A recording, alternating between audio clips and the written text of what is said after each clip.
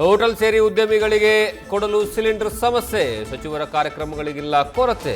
ಮಾಜಿ ಸಚಿವ ಕೆಎಚ್ ಪಾಟೀಲ್ರ 101ನೇ ಜಯಂತ್ಯೋತ್ಸವದಲ್ಲಿ 10,000ಕ್ಕೂ ಹೆಚ್ಚು ಜನರಿಗೆ ಭೋಜನಕ್ಕೆ 12ಕ್ಕೂ ಹೆಚ್ಚು ಸಿಲಿಂಡರ್ ಬಳಕೆ.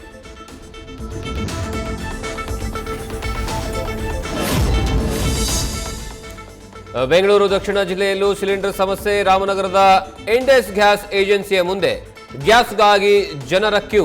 ಯುಗಾದಿ ರಂಜಾನ್ ಆಚರಣೆ ಮಾಡೋದಾದ್ರೂ ಹೇಗೆ, ತಕ್ಷಣ ಸಿಲಿಂಡರ್ ಕೊಡಿ ಅಂತ ಜನರ ಆಗ್ರಹ.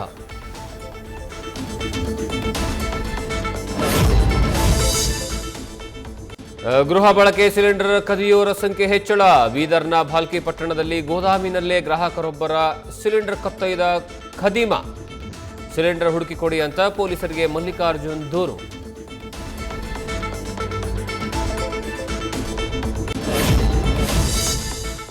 ಪೊಲೀಸ್ ಸಿಬ್ಬಂದಿಯ ಮೇಲೆ ನಡೆಯಿತು ರೋಡ್ ರೇಜ್.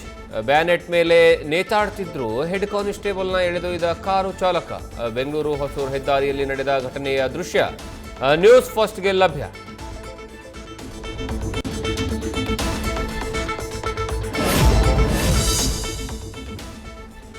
ದರ್ಶನ್ ಜೀವನವನ್ನ ಹೋಲುತ್ತೆ ಬಾಸ್ ಚಿತ್ರದ ಅನ್ನುವಂತಹ ಚರ್ಚೆ.